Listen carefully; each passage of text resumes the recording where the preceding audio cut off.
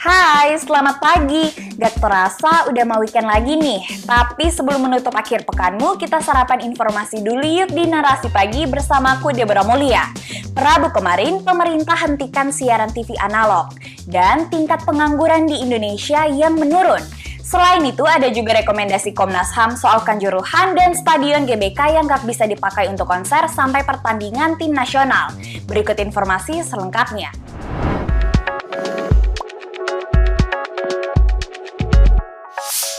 Siaran TV analog se-Jabodetabek dan ratusan kota lainnya resmi dihentikan pemerintah per Rabu 2 November 2022 kemarin. Pemerintah resmi mematikan TV analog pada acara hitung mundur analog switch off di kantor Kementerian Komunikasi dan Informatika. Per pukul 00.00 waktu Indonesia Barat, analog switch off berlaku di 222 titik. Meski begitu, Menkominfo juga mengakui masih ada 292 kota dan kabupaten yang belum bisa melaksanakan perpindahan itu. Penerapan ASO ini akan diperluas secara berkala. Namun diketahui masih terdapat beberapa stasiun TV yang menyiarkan tayangan berbasis analog. Hal ini langsung disentil oleh Menteri Koordinator Bidang Politik, Hukum dan Keamanan Indonesia Mahfud MD. Ia menyebut satu persatu stasiun-stasiun televisi yang bandel dan tak mau mengikuti keputusan pemerintah.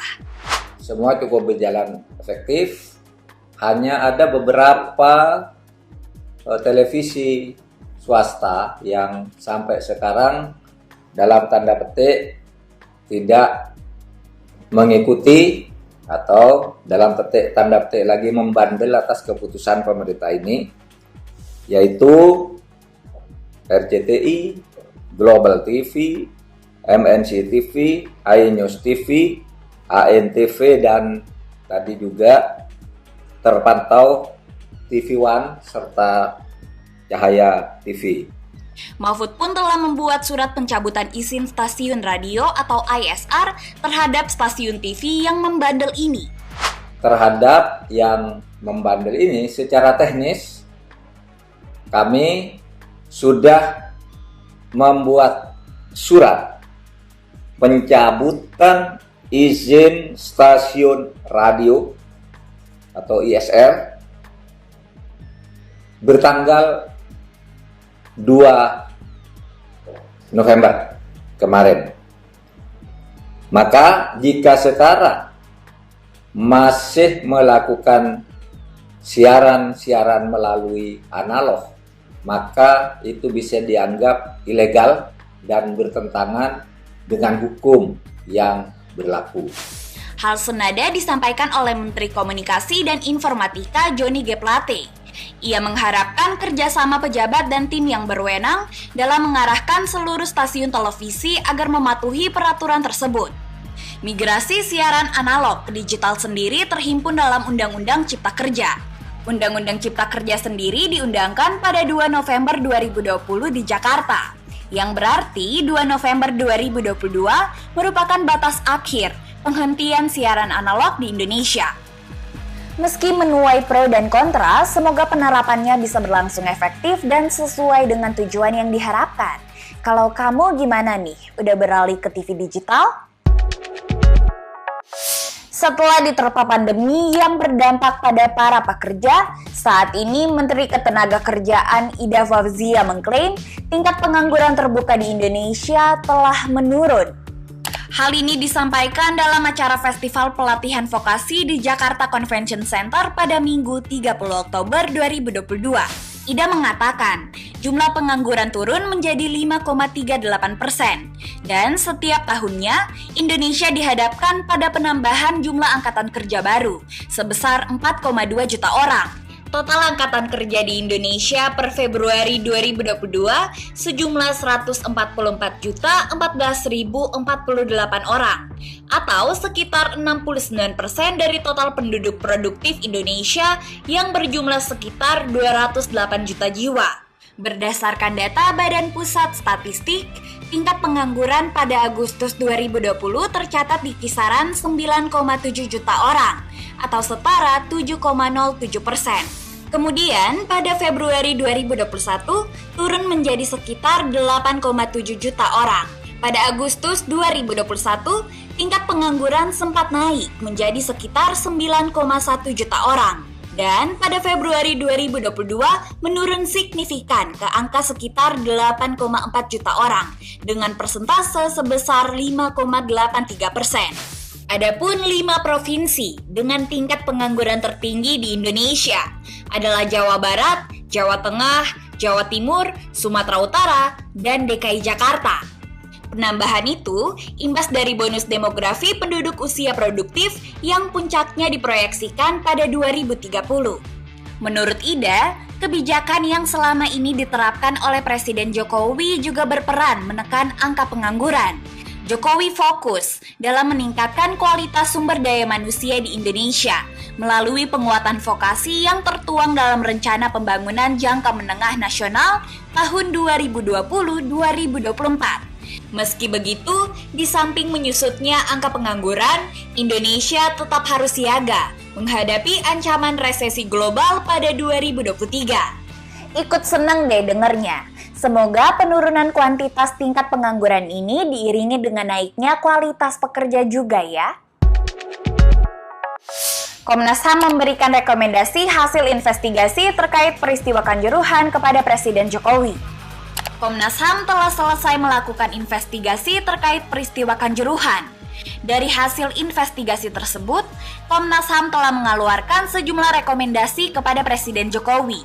Hasil investigasi Komnas HAM menyimpulkan peristiwa Stadion Kanjuruhan sebagai pelanggaran HAM.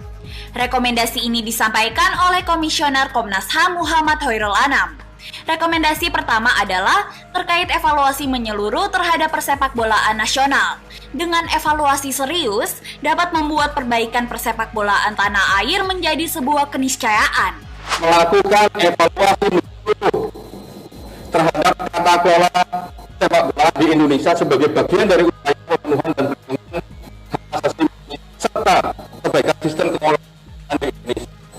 Kedua, Komnas HAM merekomendasikan pemerintah untuk membentuk tim auditor untuk menguji kelayakan stadion yang digunakan untuk kompetisi di Indonesia. Menurut Anam, stadion ini belum memenuhi standar kelayakan. Selain itu, uji kelayakan juga harus dilakukan terhadap penyelenggara pertandingan. Komnas HAM meminta kepada Presiden untuk bekerja sama dengan FIFA guna melakukan sertifikasi serta lisensi pada seluruh pelaksana pertandingan. Rekomendasi tersebut karena Komnas HAM menemukan fakta bahwa petugas yang bertanggung jawab pada tragedi Kanjuruhan tidak tersertifikasi. Mereka menyatakan PSSI berbohong bahwa panitia penyelenggara mengantongi sertifikasi berstandar AFC. Terkait rekomendasi tersebut, Menko Polhukam Mahfud MD menilai hasil penyidikan dan rekomendasi Komnas HAM tersebut lebih keras dibandingkan dengan temuan TGIPF.